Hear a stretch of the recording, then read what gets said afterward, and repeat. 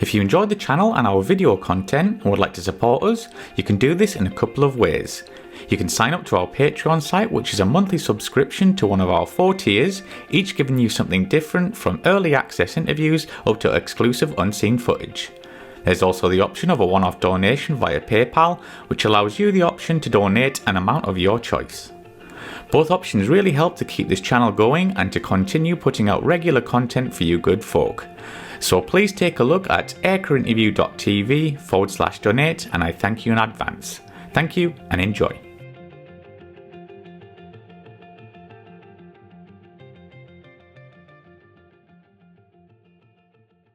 Jack, when did you become interested in aviation? It's pretty much from birth, I think. My dad was a pilot. He flew for fun, and so I grew up in a house where everything was aviation related. I remember he had a lamp that it was like this carving of this pilot, and he was standing there like he had that leather hat on with the goggles, and he had a scarf, and he was in his boxers, and it was like Born to Fly, and that was like a table lamp that we had in my house, and so everything revolved around flying for me growing up, and yeah, I just kind of went from there. So I have to ask, why Navy and not US Air Force? I think I would have gone either way. And when I give advice now, like my son, he's in high school and he's thinking about what he wants to do. He wants to go, be a pilot. And I've mentioned to him, hey, you should definitely apply to the Air Force Academy and look at maybe going to the Air Force. And he's flat out refused. So I think I brainwashed him a little too much. I didn't have that same brainwashing, except for a movie that came out in 1986 called Top Gun. And I watched that and saw planes landing on aircraft carriers, and I said, you know what, that's what I want to do. Awesome stuff. So yeah, what actually year did you join the Navy? And can you talk us through some of your kind of basic and advanced ground and flying training? Yeah, so I joined the Navy in 1995. So I went to the Naval Academy. It's a 4-year university, and I went with the intent that when I graduate, I would select pilot, which is what I did. I was pretty much smack dab in the middle of my class, selected pilot, and that's so after 4 years. So in 1999, that's when I actually started pilot training. Went down to Pensacola, Florida, and I went to aviation pre-flight indoctrination. They call it. It's basically the ground school, and that's where you get the aerodynamics, you get meteorology, you get how engines work, whether jet engines or turboprops or whatever, and so you do that for about 3 months, and then from there I went to Corpus Christi, Texas, and that's where we actually get in an airplane for the first time, and back then it was the T-34C Turbo Mentor. I already had some flight time. I got my pilot's license when I was 18, and I had some private flying time, and then at the Naval Academy, I was on the flying team, and basically it was just a way for us to get the Navy to pay for flight times. Me and my buddies just wanted to fly. So I had about 50 hours, I think, when I went into Navy flight training, and those 50 hours really helped for the first flight. And then after that, everything just kind of took off. So I had a little bit of an advantage initially, but that went away. So yeah, how long was this process before you got posted to your frontline aircraft? It's about a 2-year process. So from graduating from the Naval Academy in May of 99 to when I reported to F-18 training, which was in the summer of 2001. That was 2 years, and that was the T-34C for primary flight training. Then I selected jets and flew the T-45A Goshawk out of Kingsville, Texas, and then I got my wings. And then I still had another year of training in the F-18. So before I got to my first fleet squadron, it was a good 3 years, I'd say. Before we move on to the Hornet, which is a stunning jet, so what was it like doing? I'm guessing you was on the T-45 carrier quals there. What was that like, Yeah, Jack? yeah. It was terrifying. I mean, I'll be honest. I grew up, watching, videos of planes landing on aircraft carriers, and nothing can really compare to doing it for the first time. And my detachment, where my class went was a little bit, unfortunately, it was unique in that the first day of the detachment, I wasn't flying, and a bunch of other students went out to the boat. The instructor who I was paired with early on in my training was a guy named Joey Folco. He took an Air Force pilot out to the aircraft carrier in his back seat, and something happened, and they ended up crashing into the water and dying. Mm-hmm.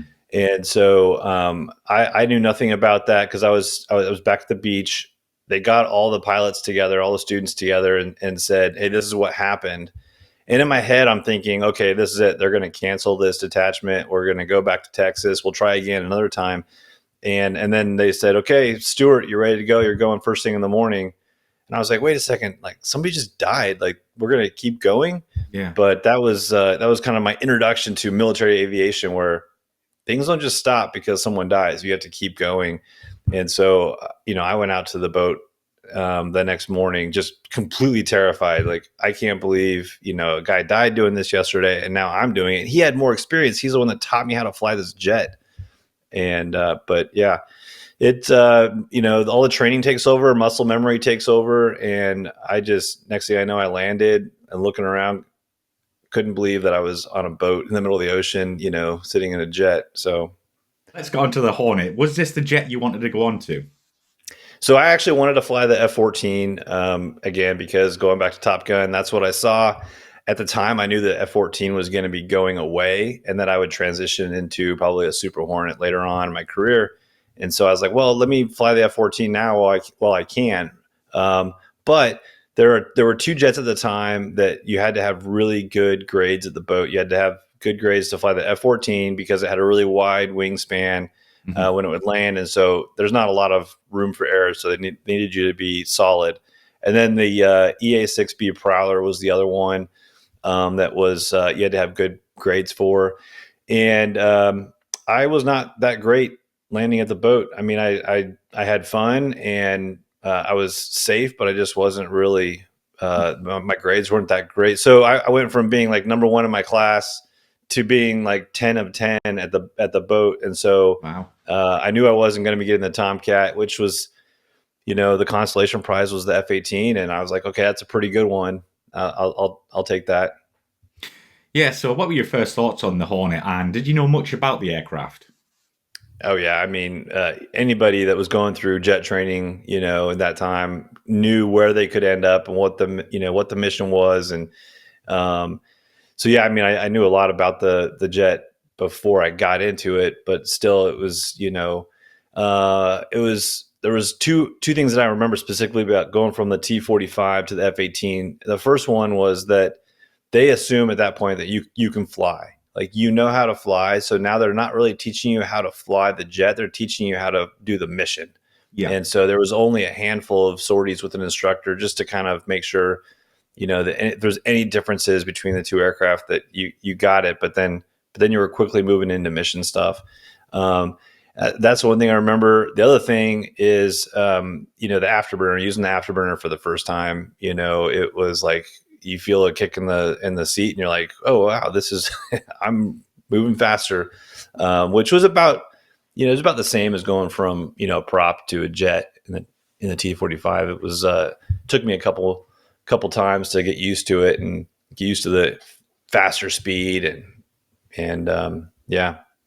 Awesome stuff. And did you know what models you were going on to? Were there still A models kicking about then, or were they all Cs at that point? They were all C models. Yeah, so all the fleet squadrons were operating C models. Some were the earlier Lot 10s. And then, let me think.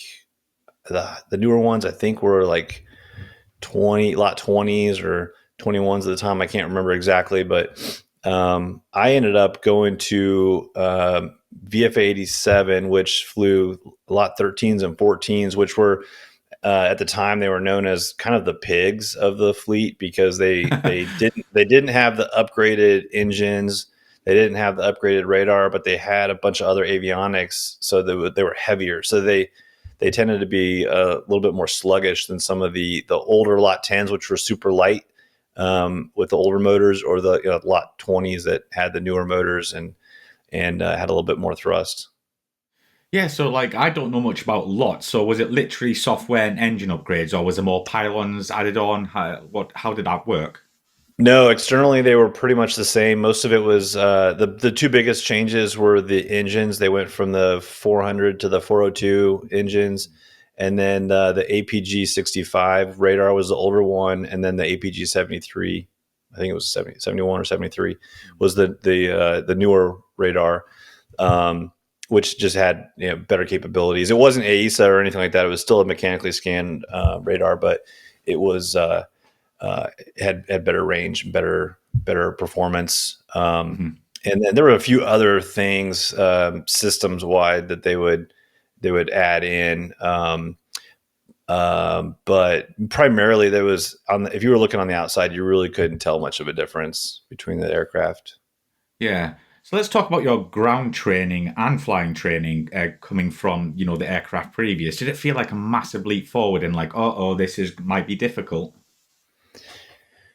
Um, the Navy does a really good job. I'll say in everything flying wise, they do a really good job of getting you to a point where you are barely competent in a certain skill before moving you forward. So you never get a chance to really feel comfortable, but you never feel like you're floundering really either. So it's like, okay, I can just barely do it. Oh, now they're adding something else. And so they Mhm. continue pushing you on to the point where you feel like you're still learning and you're still training 4 or 5 years into your, career. So like there were things I was learning about the Hornet 10 years down the line. I was like, what's this number on this display? And I mentioned it and someone it's like, oh, that's what that is. I had no idea. I've been looking at it for 10 years. And yeah, so it was, I never really felt uncomfortable. I never felt like I wasn't, like, oh, I can't do this. But I did feel like I had to put in the effort. I had to open the books more. I had to study more. I had to, um, really think about each sortie as I was moving along in the syllabus. Going through your flying training, would you be practicing everything or would you be focusing on one thing more than the other, like air to air or air to ground, for instance? They would do phases for so in VFA 106, which is the fleet replacement squadron, the training squadron for the Hornet that I went through. There's various phases of training. So you start off with a familiarization phase, and that's just learning how to operate the airplane. And like I said before, that was really quick. You just you're in the plane, you know how to take off, you know how to land. That's it. And then you move into other stuff. You move into formation flying. Again, we've done all this stuff in the T-45. We've done Yeah. formation flying. We've done tactical formation flying. But now we have different checkpoints. Now the plane operates a little bit differently.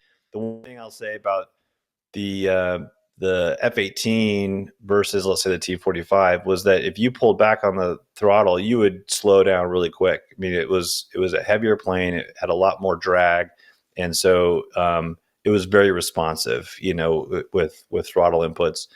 And then we would go into, I think it was maybe air to air phase next, where you're kind of looking at basic intercepts. Now, because we didn't have a radar in the T-45, so now we're learning how to use a radar, and we're learning how to intercept another aircraft, not high aspect, not going nose to nose, but how to maneuver so that you can turn in behind them and close on behind them that way. And then they start adding in more complexity, so now we're going to maybe to go to a high aspect merge. And so everything is built on the previous phases, and you kind of get comfortable with, doing the basics of how to conduct intercepts. And then they'll move you on to something completely different. So the, um, the training that we did was for air to air. We went down to Key West, Florida. At the time, they didn't have an adversary squadron down there, but we had VFA 201, the Hunters out of Fort Worth. They're now long gone, but they would come in and act as our adversaries. And those guys were, a lot of them were airline pilots. They all were all Top Gun graduates, and these are all reservists. And they would come in and we would do 1v1 basic fighter maneuvering, both offensive and defensive, and then we would do high aspect. We would do 2v1 engaged maneuvering, and then we would start to get into more section, like two ship tactics, BVR, like beyond visual range. You're going to go against a single group. You're going to go against two groups in range, two groups in azimuth. And then you get more and more complex. Then you end up in division phase where you have four jets, four blue fighters, and so that all takes place in 2-3 weeks in Key West that you're doing all these missions. And then we go to air to ground, and we went to let's see, El Centro, California, out in the desert, the Blue Angels. It's their winter home, and there's a lot of bombing ranges around there, and that's where you do the basic circle the wagons, where you're just circling a target and rolling in using dumb bombs. We do a close air support, where you're having to copy down 9 lines, and then maybe a low altitude ingress with a pop attack. And so again, everything is sort of built on what you've done previously, but they generally do it in chunks. You'll do like air to air for a chunk, and you'll do air to ground for a chunk, and then they'll work in the kind of the odd things like in-flight refueling. You do that, and then typically the thing they do is go out to the carrier. And the carrier in the F-18 was day and night versus just day only in the T-45. And what was that like in the Hornet? It was the same. Now day was easy because I've done it. It's not that scary. Nighttime was a little bit more terrifying because night you can't. I mean, the boat, you can barely see it. It's just that you hear people say it's a postage stamp in the middle of the ocean, and it really is. And when you get close, you're kind of like, I hope I do a good job. Mm. Yeah, so what did you feel it did better in the training phase, air to air or air to ground? I think I gravitated more towards air to ground. I mean, I did decent in air to air, but I think air to ground was what I enjoyed more. The F-18, it's FA for fighter attack, but we're called strike fighters. So I think of the strike part first. And, a lot of my instructors were former A6 guys that flew the intruder. I kind of gravitated more towards that mission because, when I was a kid, I was a Boy Scout and I was hiking in the mountains of Washington State. And I remember hearing jets coming up the valley that we had just hiked up, and I turned around and saw 2 A6 intruders coming, up the valley. They just come over, do a ridgeline crossing, and then down the other side. And I thought, man, that is what I want to do. Especially when I heard that the A6 carried just as many bombs as the B-17 carried during World War II. And my grandpa was a pilot in the B-17, and so I thought that was the coolest mission. That's really what I wanted to do, was do air to ground. So how long did this phase take? And then can you talk us through some of your first the first squadron you went onto? Yes, so VFA 106, the fleet replacement squadron, it took about a year. I checked in the summer of 2001. My first simulator was on a 9/11. So I go in before I got into the F-18 simulator. I saw the Twin Towers come down in New York, and I knew that my career was going to be forever changed. I mean, I knew we were going to go to war. Didn't know what that looked like at that time, but it definitely put like an exclamation mark on my training, knowing that I was probably going to be doing this for real. And so I that was about a year process. In the summer of 2002 is when I got assigned to VFA 87. They were one of the first squadrons to respond to the terrorist attacks on 9/11. Wow. They were on the USS Enterprise on their way home, and the ship turned around. So they were some of the first guys to actually fly combat missions in Afghanistan. And so when I checked into the squadron, I was their first new guy since they had come back from deployment. They were all combat seasoned aviators, and here I am, this just young lieutenant junior grade that didn't know anything, that thought he knew a lot. And I checked in, and these guys, I mean, they were heroes to me. So I listened to everything they had to say. And of course, you get to that squadron and your training is not done. Now you go through another in-house training syllabus that they call the Strike Fighter Advanced Readiness Program. And there's some things that you do. We call it ULT, unit level training. So just within your squadron, where you're learning how to be a wingman, and you're really focused on more advanced tactics. So where the FRS got you the basic concepts, and it got you pretty competent at maybe one threat timeline, which was the semi-active radar, let's say. So like a MiG-29 with a short burn Alamo would be the threat that we were practicing against. Now in the fleet, we're looking at, we're looking at the long burn Alamo, it's a little bit longer timeline. We're looking at maybe some active radar missiles that we're going to be going up against. And so the tactics get a little bit more advanced. And so we go through an in-house 2-ship section training just to get to be a qualified wingman. Wow. And then the squadron will go through a syllabus for before they go on deployment. They'll do an air-to-air SFARP, where now you're working against adversaries. You're doing more complex stuff. And my role is just to be a wingman. At that point, I'm not trying to lead any flights. I'm just going to be a good wingman. We do the air-to-air syllabus, and then we go out to Fallon, Nevada, and do an air-to-ground SFARP, and that's going to be more complex, more close air support. Now we're doing stuff at night on night vision goggles. We're integrating, kind of the tactics, but in a more of an application. So instead of just being, a piecemeal training where, hey, you're going to focus on rolling in and dropping a bomb. Now you have to talk about ingressing to a target, and now you have to talk about prosecuting that target and then egressing. And so everything kind of builds. And we went straight from when I joined the squadron, we went straight into air-to-air SFARP, straight into air-to-ground SFARP, and then we did Air Wing Fallon, they call it, where now the carrier air wing, all the squadrons come to Fallon. And now it's not just my squadron doing a mission. Now we're integrating with other squadrons. So we might have the prowlers that are going to be doing, the suppression of enemy air defenses and doing, harm missions to take out threat radars. Now we might have the E2 providing control for us. We'll have dedicated adversaries that are trying to attack us. So now we're getting into really big missions. The next phase after Air Wing Fallon is now you actually go on the carrier and you do it on the carrier, and that's Comp 2X and the composite training unit exercise. So now you're like Air Wing. We've gotten pretty good at working together. Now we're having to work with the ship. So we went right on to Comp 2X, and then it was I think 8 months after I joined the squadron, we were going on deployment and headed over to Iraq. Wow, yeah. So let's talk about your time on the carrier. Did you feel prepared for it?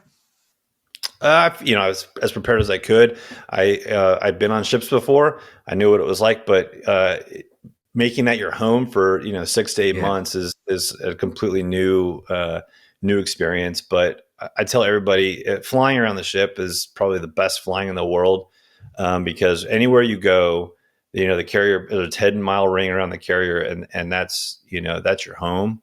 And you could be in the middle of the ocean. You could be just off the coast of another country, but it just feels the same no matter where you are, which is pretty cool. And then we operate, differently around a carrier. A lot of times daytime we'll do it. They call it zip lip, where you're not talking on the radio and you're just using your eyes to see where other planes are, to sequence yourself in to come into land. And so I felt like that was a game a lot of times, trying to time it just right. Because the last thing you want to do is you don't want to roll into the groove and there'll be a plane still sitting there in the landing area, and then they're going to have to like wave you off for a foul deck. So you're always trying to time it just right.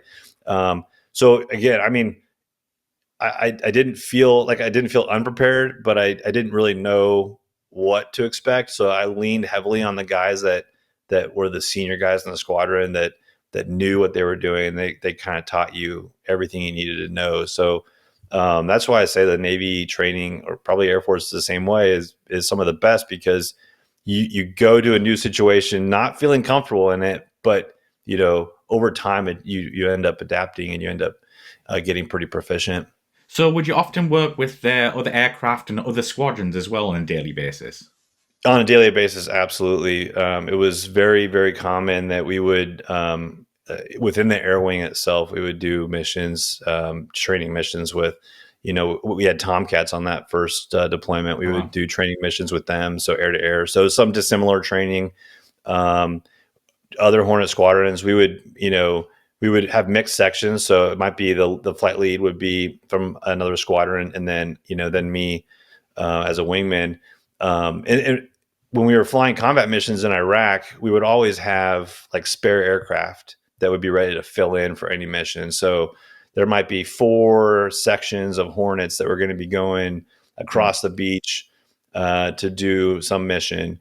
And then there'd be maybe 2 Hornets that were, in reserve that were ready to be called up. So that was my mission one time. And I ended up flying on the wing of one of the VFA 201. So the hunters I mentioned earlier, the reserve squadron, they actually got mobilized on that deployment. So they had a ton of experience. I mean, their most junior guy was a lieutenant commander, that who had been to Top Gun and had multiple cruises under his belt. So they had a lot of experience in that squadron. So I ended up flying on a wing of a reserve commander who's now an admiral, and I just stepped right into that role, and we flew, did the mission, and then came back, and it didn't seem any different because we all operated under the same standard operating procedures, and so everything was very standardized across the board. Yeah, because one of my questions was, did you ever fly in live theatre? But you obviously kind of answered it there. But did you ever work with, I don't know, the US Air Force or the RAF when you were going on these missions, or were you just carrier-based only? Yeah, carrier-based only, but we would interact with other branches and countries. On that first deployment in particular, we were under the control of an E2 until we got into Iraq, and then they handed us off to an Air Force E3 Sentry for control. And so we worked with the Air Force in that regard. We were working with Air Force big wing tankers in Iraq. And then there was one mission where they wanted me to take out Iraqi surface to air missile site, and I had the JSOW, the Joint Standoff Weapon, which is it's a gliding weapon. So you release it, it glides to the target, and you can turn away so that you stay outside the missile engagement zone. But they wanted me to fly into the missile engagement zone to get BDA on this. I thought that was pretty stupid, but I was like, okay, whatever. I'm a new guy. I don't know what I'm doing. So I hear a voice come over the radio and say, well, I'll go with you. And I had no clue who that was, but apparently it was an Air Force F-16 CJ that was, had HARM missiles and could basically, be our shield, if you will, from surface to air attack. So we interact with them a lot, not necessarily even knowing who they are, but that's kind of what the E3 or the AWACS would do, is coordinate all those assets. And obviously, we did a lot of close air support. So we were talking with guys on the ground, all different branches of JTACs. And that deployment was primarily U.S. only, but I know later on we were working with a lot of foreign, Brits, Canadians, and other countries as well.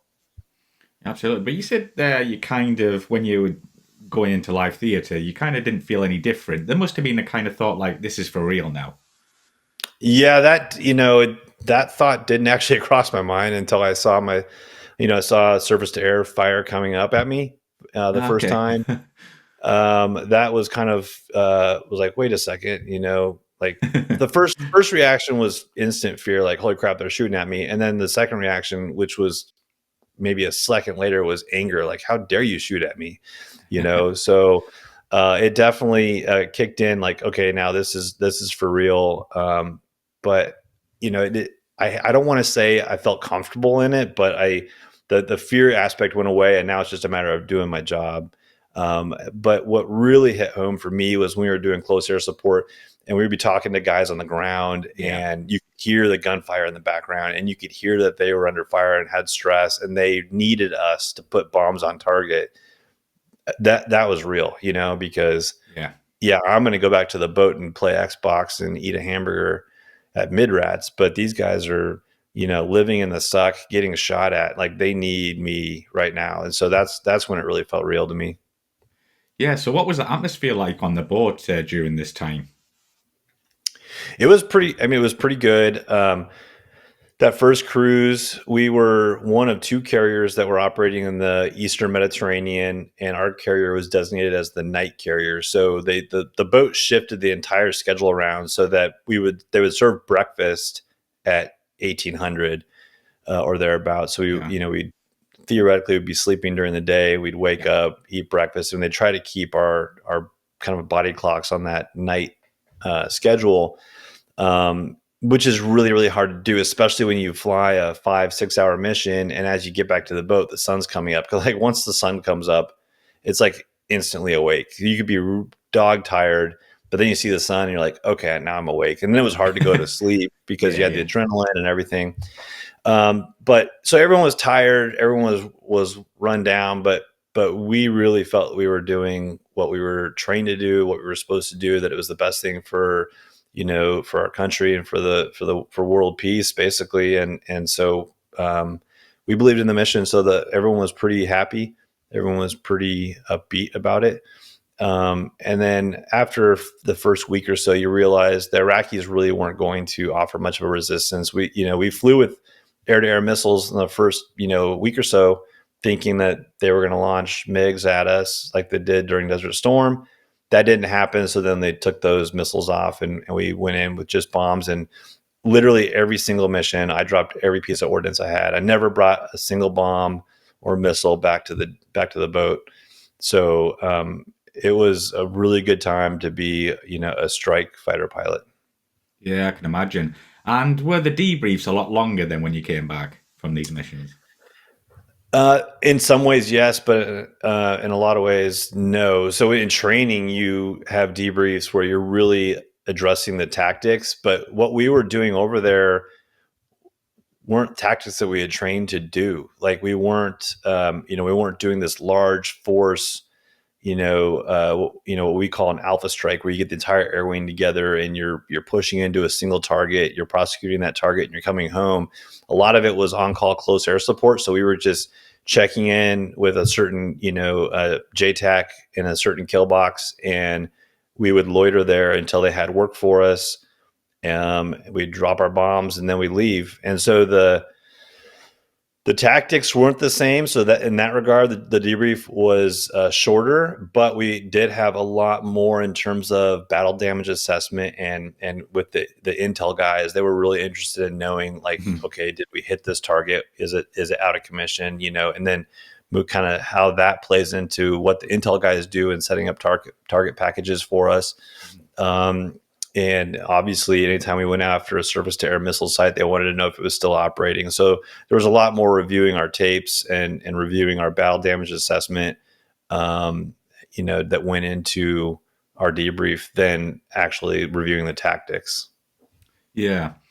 And maybe not during this time, but is there an average day on the carrier for a fighter pilot? Yeah, I will say there's no average day. But if I had to summarize it, I would summarize it by saying that typically pilots are going to shift more to a night schedule. So the ship will have reveille at the same time every day. They have taps at the same time every day. So the ship has a schedule, but we don't really pay attention to that. Usually, reveille to us means it's time to go to bed and stop playing video games. Right. And yeah, and so our schedule revolves solely around the flight schedule, which is based on a squadron's flight schedule is based on the air plan, which comes out for the air wing. Mm-hmm. And so if you're in training, you might have one or two sorties a day, but typically one was average. And then you'd have that time before where you're preparing for that mission. You'd operate the mission, and then you come back and you debrief it. But beyond that, we were studying tactics. We were preparing for upgrades. So I'm a wingman, but I have to learn how to be a combat lead, a 2-ship section lead. And then once you get to there, then obviously you're working on your 4-ship division lead qualifications, and there's training for that. So we're studying tactics. We're studying for our upgrade flights. But then we also have a ground job on. Let's see. On that first deployment, my job was pretty easy. I was the coffee mess officer. My job was just to make sure we had enough coffee in the ward or in the ready room, and we'd have squadron T-shirts and patches and stuff like that I was in charge of. The next deployment that I went on, which was with my second squadron, that one I was the line division officer, which all the plane captains, everybody on the flight deck, the troubleshooters, they fell under me. So I had sailors that I was taking care of, and so when I wasn't flying, I was going and checking in on them and making sure that they were good and had everything they needed.